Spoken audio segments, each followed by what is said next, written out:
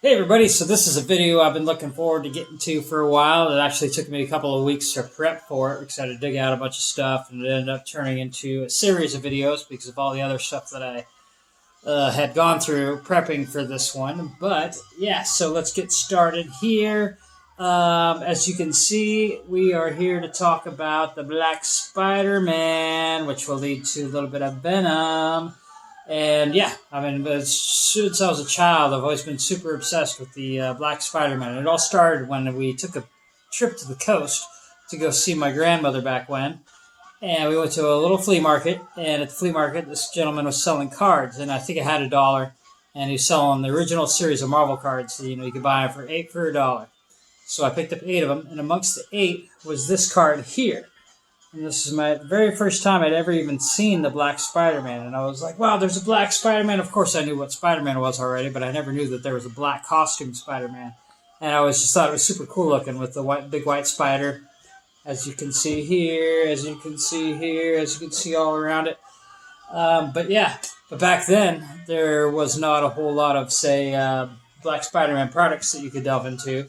The only thing that existed at that time was this Spider-Man, and this is the Secret Wars Spider-Man. You may have seen a glimpse of this in one of my other videos, but this is from 1984, and when they put out the series of Secret Wars comic books. And as the story goes, Peter Parker was in a galaxy far, far away with the rest of the superheroes, and he was pit up against all the supervillains on some other weird random planet. A character called the Beyonder decided he just wanted to throw this crazy fight or whatever else.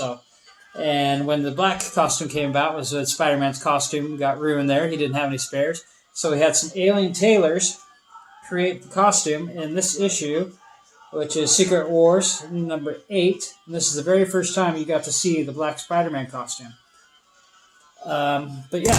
Moving on. Yeah, but since then, fortunately, Marvel took off, and they started busting out all sorts of crazy products. And in the 90s, they had a cartoon, and in the cartoon, they did a quick little couple episodes where he had gotten the Spider-Man costume, and it was a little bit different of a storyline, something about just being in space on a spaceship, and the suit somehow attached itself. I don't know. I forget how the story went in the show, but yeah, they came out with this one.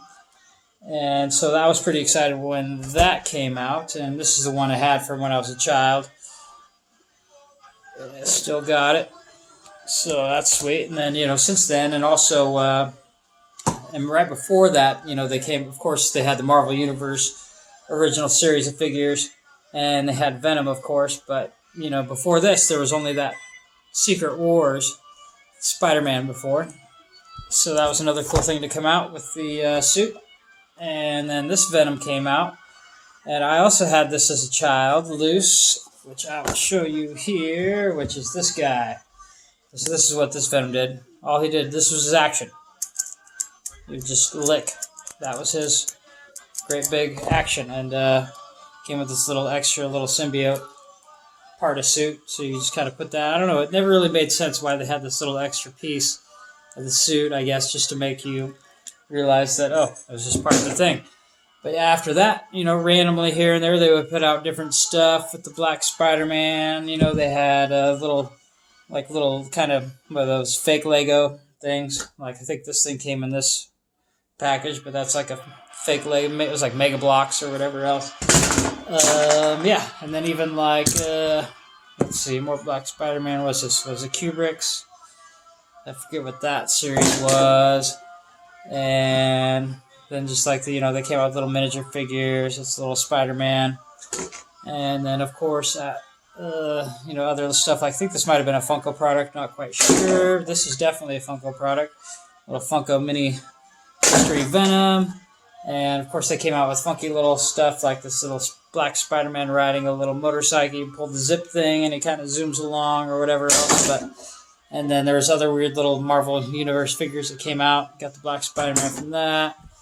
But the best one they put out was this thing. And this was a series called Marvel Select. And they did these super detailed figures with little displays. And this one you could even hang up on a wall. There's like these little holes in the back where you could just tack it up on your wall or whatever else. I don't know. I think I maybe did it once. But I think I have a loose tack floating around in there somewhere. But yeah, it was probably one of the better Spider-Man figures they did at the time. Until, actually, I think that came out after this. This was actually one of the very first Marvel Legends figures, which was just called Spider-Man Classics at the time. And then this series kind of graduated into the current Marvel Legends 6-inch series. But this was one of the very first Marvel Legends figures. Spider-Man Classics, Black Spider-Man, reposable. It's a pretty cool figure. But yeah, and then of course, Black Spider-Man graduated into becoming Venom. And I got a bunch of different Venom stuff. Here's a funny little Venom voodoo doll. Mini-mates. There's a bunch of Venom mini-mates. Here's the Eddie Brock Venom. More different Venoms. There's been a bunch of different versions of Venom over the years just because the different artists, they have a different take on it.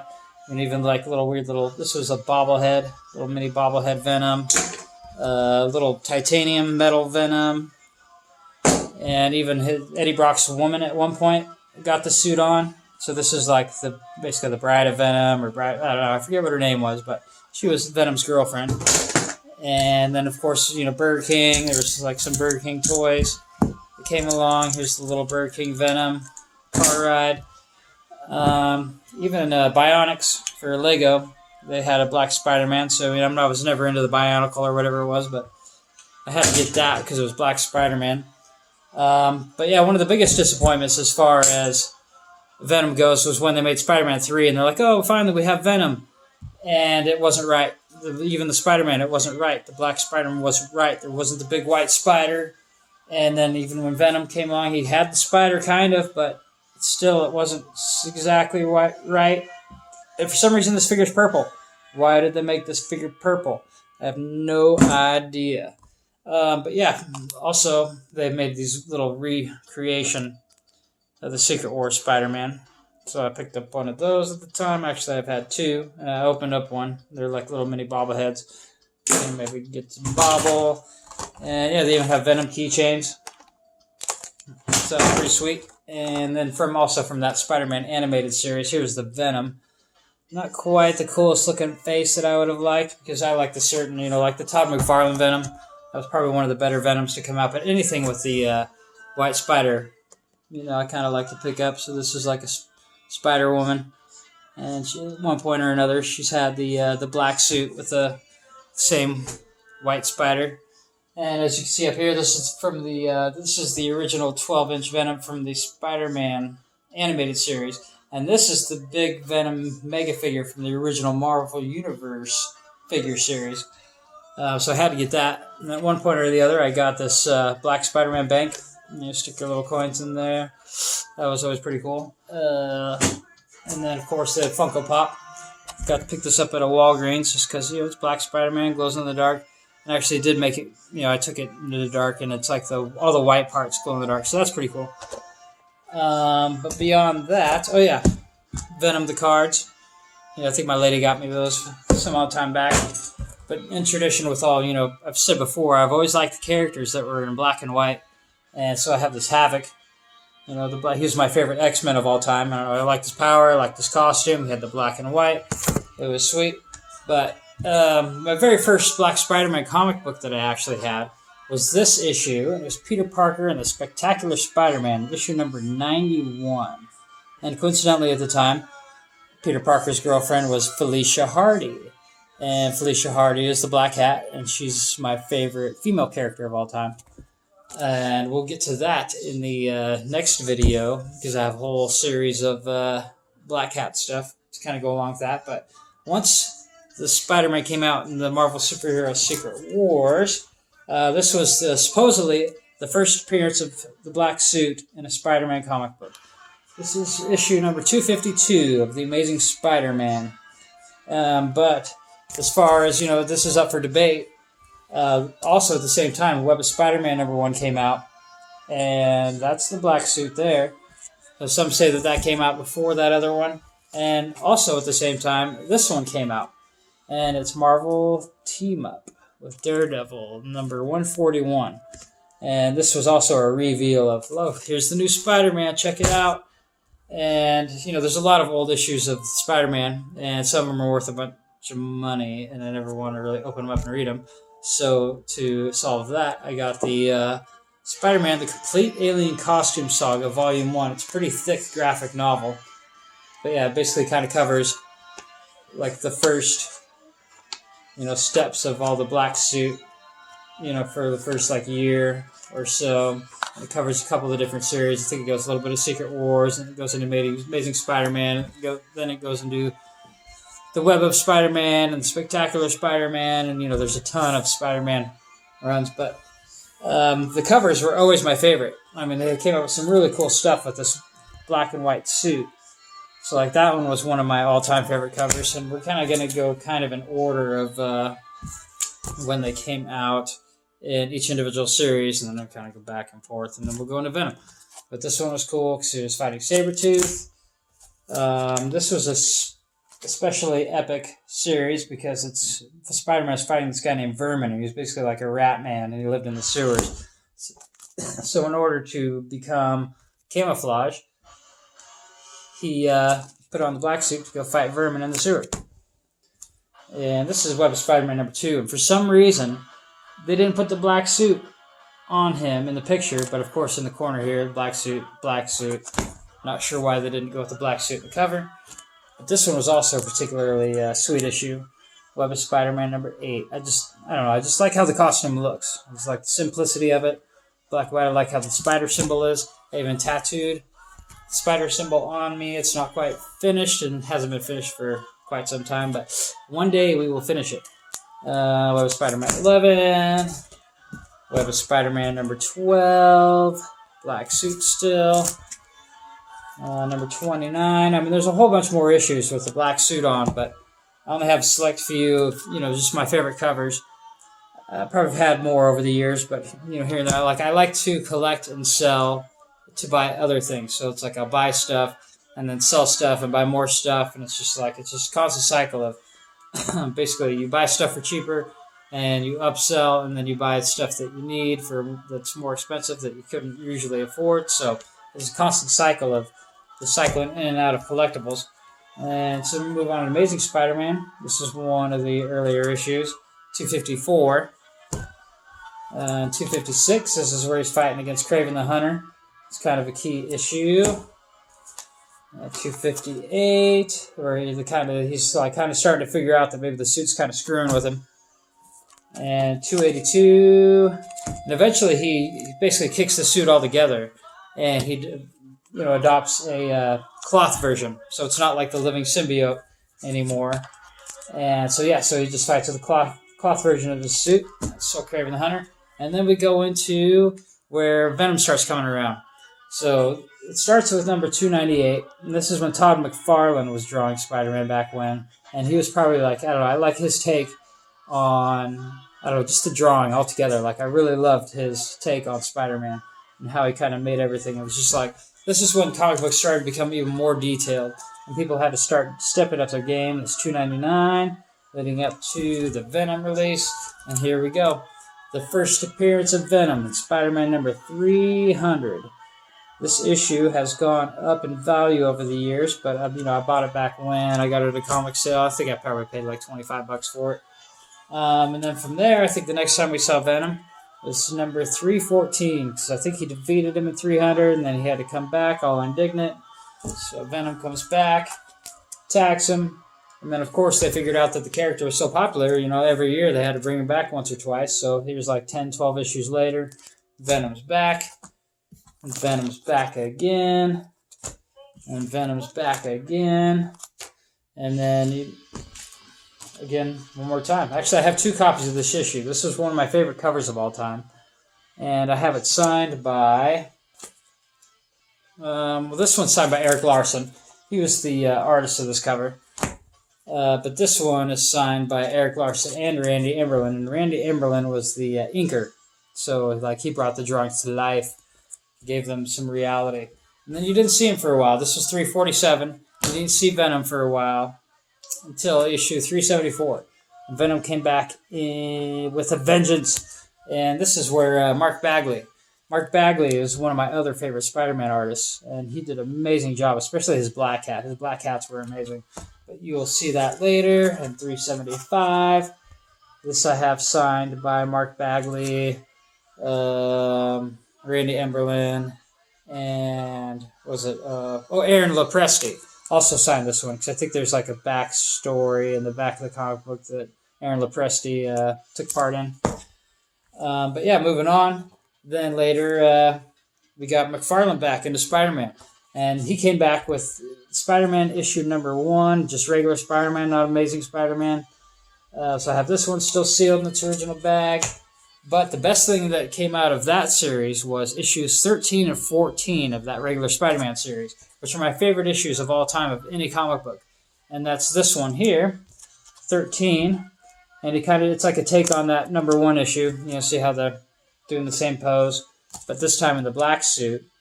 And then later on, you know, you'll see that same pose on different stuff. But this is when Morbius comes back. And Spider-Man has to fight him, so he has an old black suit stashed away, and he has to fight Morbius in the sewers. So he goes down in his black suit, fights Morbius. And it was just amazing. It was just a great job, great art. And then we get into more of the Venom stuff. So this was like Spider-Man number 53, where the Scarlet Spider actually defeats Eddie Brock. At one point they're like, oh, this is where he's going to die, but, you know, it didn't happen, obviously, because Venom came back. And then finally, Venom got his own series, Venom Lethal Protector, and it was amazing. Because what was it? Who was the one that drew these? I think this is Eric Larson again. Not 100%. No, Mark Bagley. Mark Bagley, yeah. Mark Bagley does one of my favorite Venoms just because, I don't know, I just like his line work. He doesn't go too crazy with the teeth. The head's kind of perfect proportion. But this is where Venom decides, oh, I'm going to try to be a good guy. He moves to San Francisco, becomes a good guy, and he's fighting crime in San Francisco again. So I think actually that's where Eddie Brock was from. He was from San Francisco. And I think how he initially met Spider-Man was because Spider-Man was in San Francisco and like thwarted his, Eddie Brock was a journalist and Spider-Man kind of goes in there and kind of proves one of his stories to be false. And it basically ruins Eddie Brock's career. And at the same time, Eddie Brock finds the suit and he has this crazy vendetta against Spider-Man. So yeah, that's the creation of Venom. Here's number 4, and this is actually the first appearance of Scream, I think her name was. But it's like, you know, the symbiote started producing offspring. The first offspring was Carnage, and we'll get to that in a later bonus episode because I have some Carnage stuff to show you. But yeah, so this was like the first offsprings after Carnage, and there was a bunch of them. So at this point, it's getting out of control with how many symbiotes there are. And yeah, I think this is the last issue of Lethal Protector, but props to Mark Bagley because he does some amazing work on this art. And then, of course, I got some funky stuff like what if Venom had possessed the Punisher? And I like, you know, it's just how they slightly changed the, they changed the symbol to look like the Punisher, but it's still Venom, so that was pretty cool. And then there's other series. This is Venom, the Enemy Within, and this was actually a glow-in-the-dark cover. So you take it into the dark, and all the white glows in the dark. Always liked that a lot. And then, of course, Venom couldn't just stay in Spider-Man, so they put him in different stuff like Daredevil and Spider-Man and the X-Men. I think Spider-Man gets the suit again, and then but it's not the symbiote, but then they're fighting against symbiotes. And the Superior Spider-Man, this is where Dr. Octopus actually gets the Venom symbiote after he had taken control of Peter Parker's body and gets all crazy. But that was just kind of a cool storyline. And then there's funny stuff with, like another What If, Back in Black. What if Mary Jane had died? Blah, blah, blah. You know, I was like anything that has the Black Spider-Man. And then later on, they did a series called Back in Black. And I think I only have a few issues of these left. I think I sold some from back when. But yeah, this was a Sensational Spider-Man set of that. And they had particularly cool covers. So I picked those up. And actually, this was the credit for this cover was given to Clayton Crane, and it's even inside the issue. It says the artist is Clayton Crane, and I have a sweet original Black Spider-Man drawing from Clayton Crane, which I'll show you later if I haven't showed you yet. That's in my sketchbook that I take to Comic-Cons with me and get signed by or get drawings from all the original artists and just different crazy artists. I have this book, and it's amazing, and one day I will show you that. But yeah, I brought this for Clayton to sign. He was like, no, I did not do that issue. So I was kind of a little embarrassed. But But he did do these issues, and I got him to sign these. It was pretty sweet. There's Clayton Crane's art. He does this crazy, like, super crazy detail. It's like more like paintings than they are drawings. And then here's his version of the Venom. I think that's supposed to be Aunt May. That Venom is, like, threatening or whatever else. But as you can see there, it's signed by Clayton Crane. But yeah, so to wrap that up, last thing out here to show you is this. This is a one-of-a-kind canvas artwork from that Back in Black series. And my buddy Harold actually made this for me because he's a graphic designer and he does these, like, for a while he was working for a print shop that was doing the canvas art stuff. So he made this for me. Props to Harold. Thanks a lot, brother. And yeah, so stay tuned for the next one. The next one I'm going to do on this subject is the Black Cat and all my Black Cat stuff. And after that, I'm going to go into a little bit of Lady Death. But in the middle, I'm probably going to do like a Baby Yoda bonus episode because I'm starting to slowly get a trickle in of Baby Yoda products. So yeah, stay tuned and I will see you guys later and have a good day.